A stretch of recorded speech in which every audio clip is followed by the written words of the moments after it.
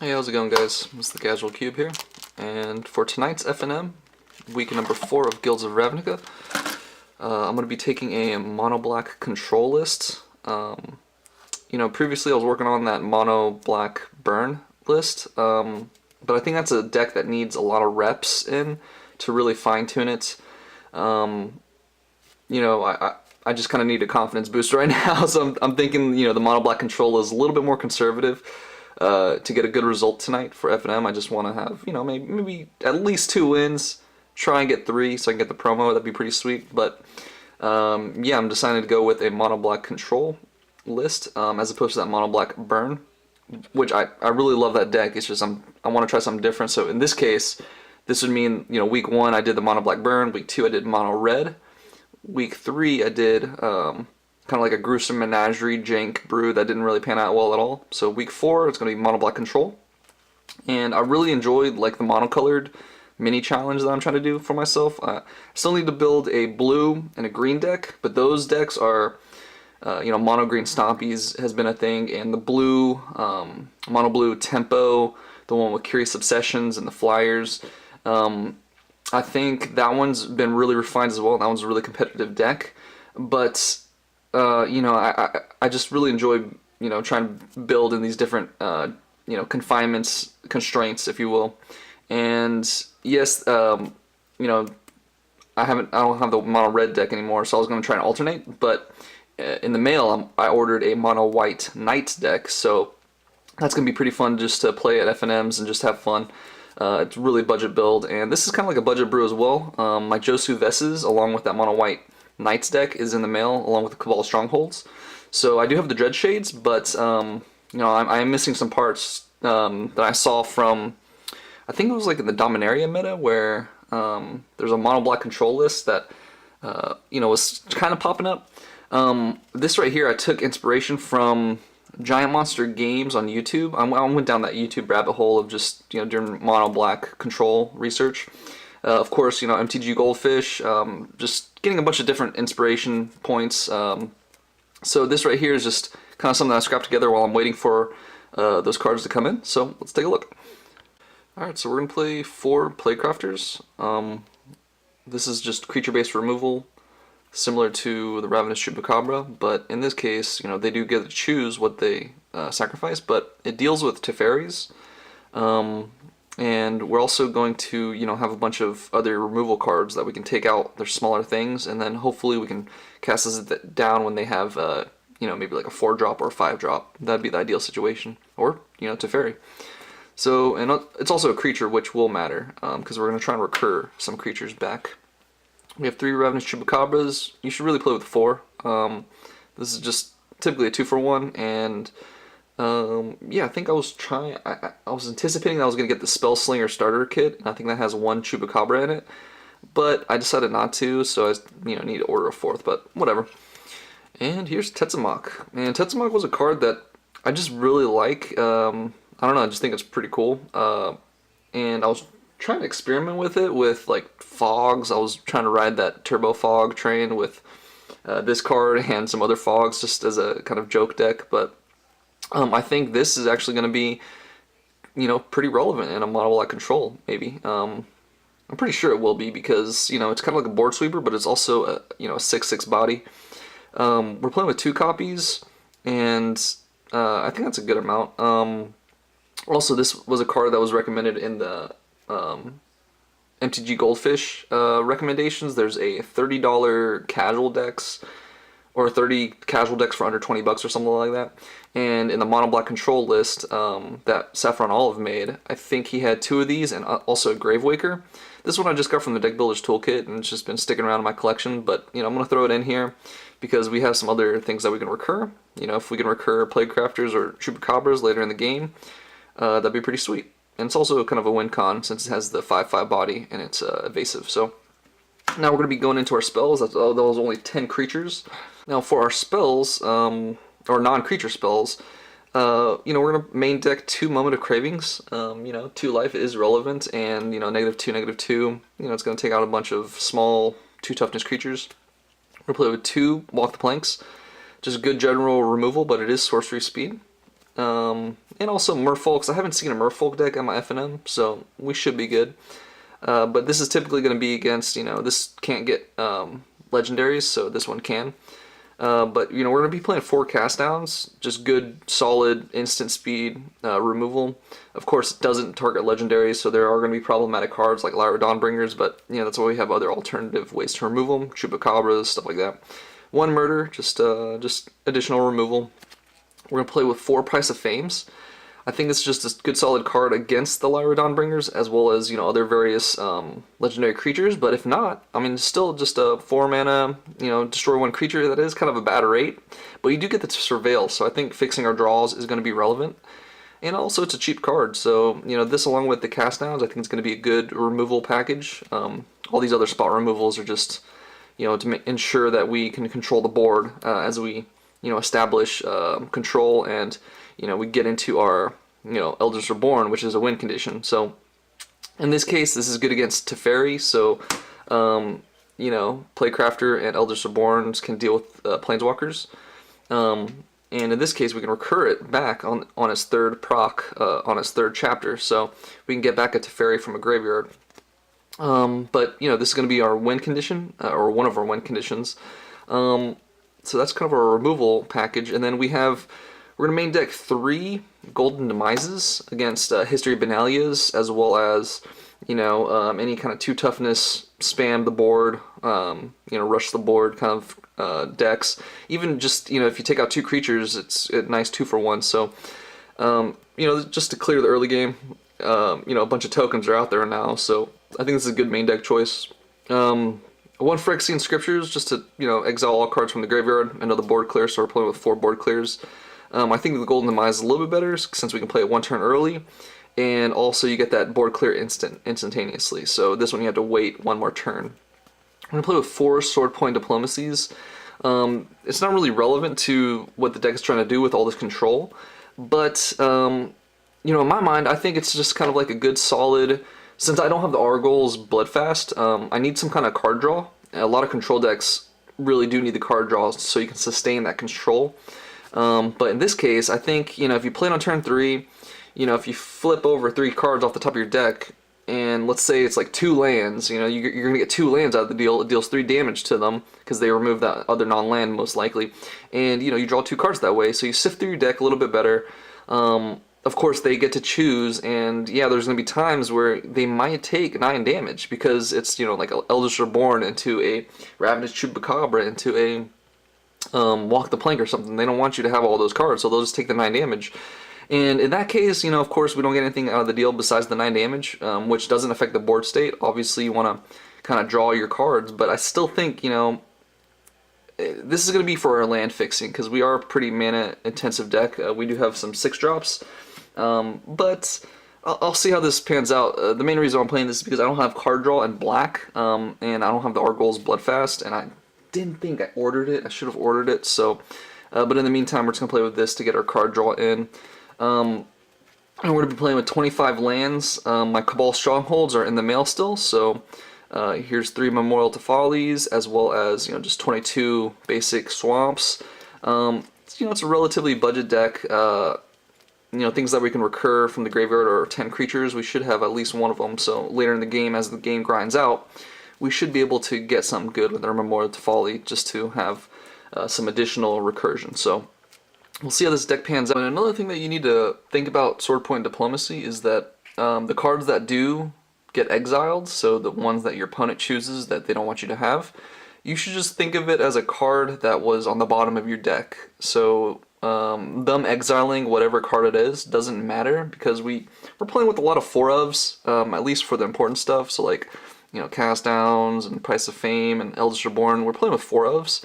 So if you see that, they exile some good stuff, don't worry about it. Just think of it as kind of like it's on the bottom of the deck, and it will only really matter if you draw your whole deck. So don't be afraid of this card if you start seeing that they're choosing all the good stuff. Well, of course they're going to choose all the good stuff. That's kind of the design of the card, but at the same time, just think of it as, those cards are on the bottom of your deck, and it doesn't really matter until the whole deck is, drawn through. So That's another way to look at Sword-Point Diplomacy, and why I'm not really afraid to play this card, even though chances are they're going to take all the good stuff. That's okay. I'm mainly thinking of this card as, if there are swamps in the top 3 that are revealed, they're going to give it to us. And I think, no one's going to give.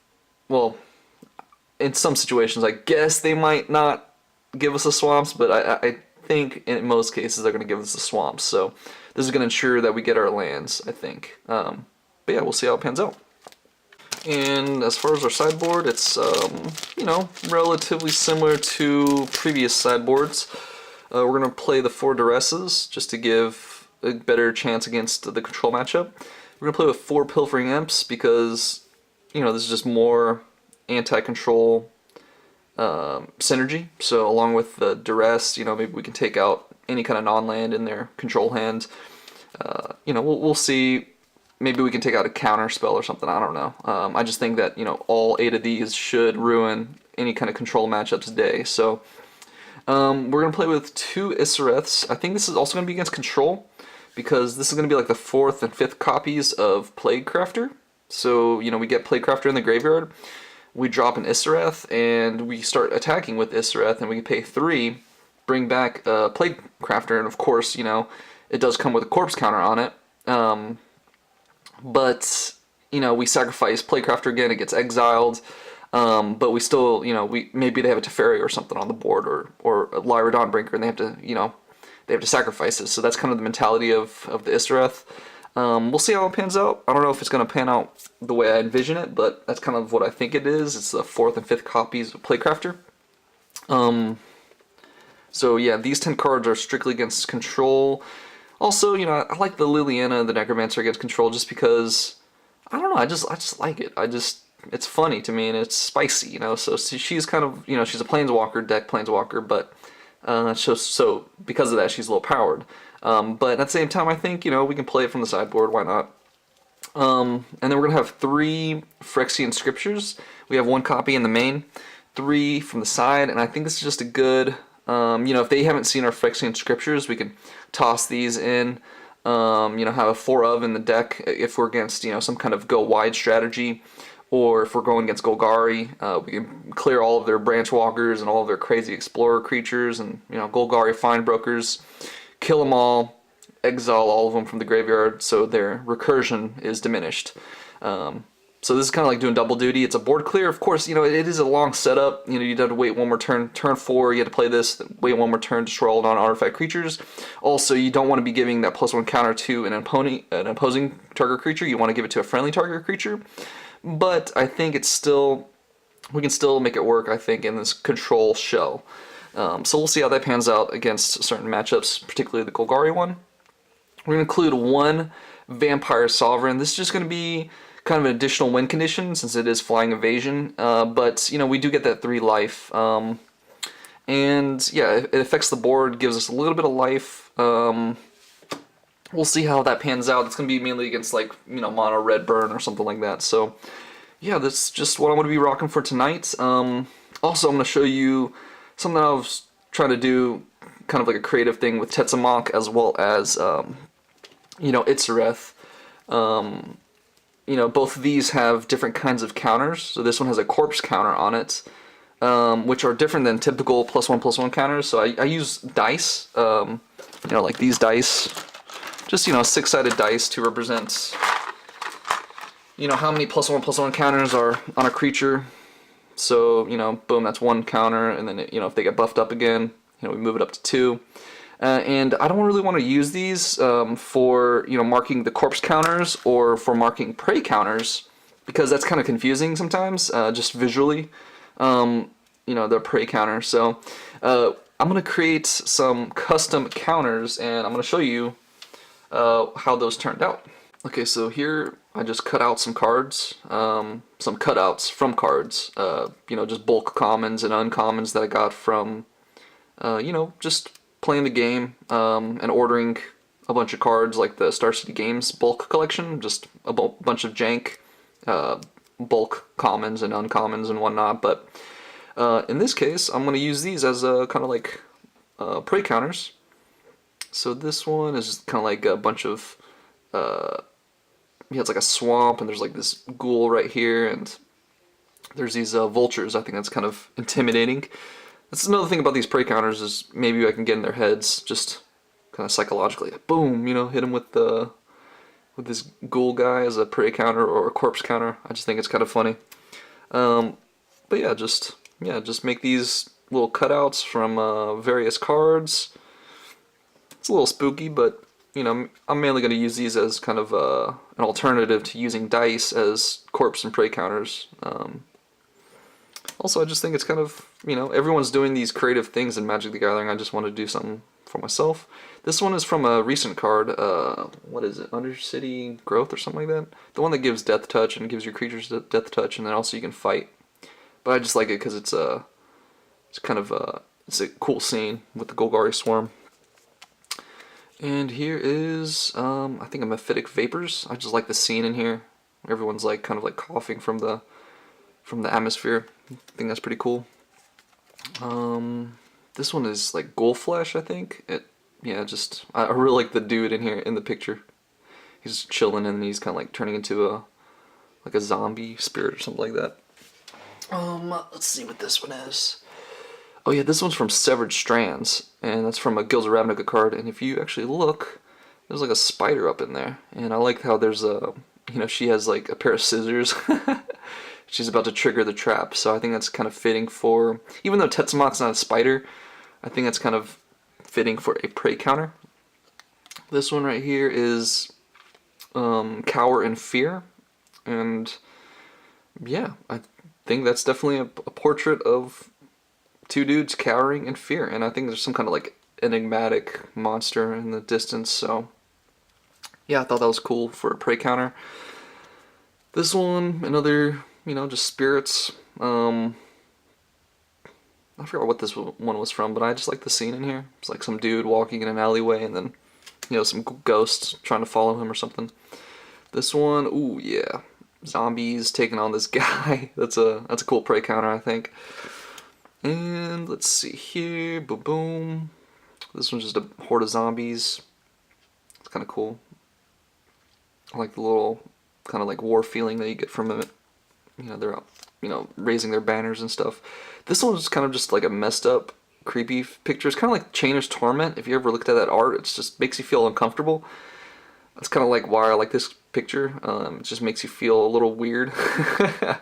So, yeah, that's going to be into the list. And this one is from, oh no, it's already kind of bending, but whatever. This one's from Grave Exchange. It's like the dude, just kind of like a skeleton with a shovel. And this is the other skeleton dude with a shovel in the Grave Exchange picture. So, yeah, I'm going to use these as corpse counters and prey counters for Isareth and Tetzimoc. And yeah, just cut them out from these, cards right here. Undercity Uprising, that's what the card was called. But yeah, just trying to make simple counters for those, as opposed to using the dice, which typically I use for +1/+1 counters. But yeah, just kind of, wanted to do something a little bit creative, kind of spooky for Halloween as well. So maybe I can get into my opponent's head, or at least it'll be a fun conversation starter as they, see, their creatures getting, prey counters from Tetzimoc. I don't know, we'll see how it pans out, but yeah, I think this one's my favorite. As far as like a prey counter, that's kind of, intimidating. So yeah, that's mono black control with a little bit of creative kind of counters for Tetzimoc as well as Isareth, and yeah, I'll give you guys a report tomorrow. This is week 4, so I gotta come out with a monthly battle report. I do have Magic League week 4 on Monday as well, so and also have a bunch of product coming in, trying to make a mono white Knights deck, as well as I think I'm gonna start the Planeswalker deck challenge. I'm not gonna complete the monocolored challenge.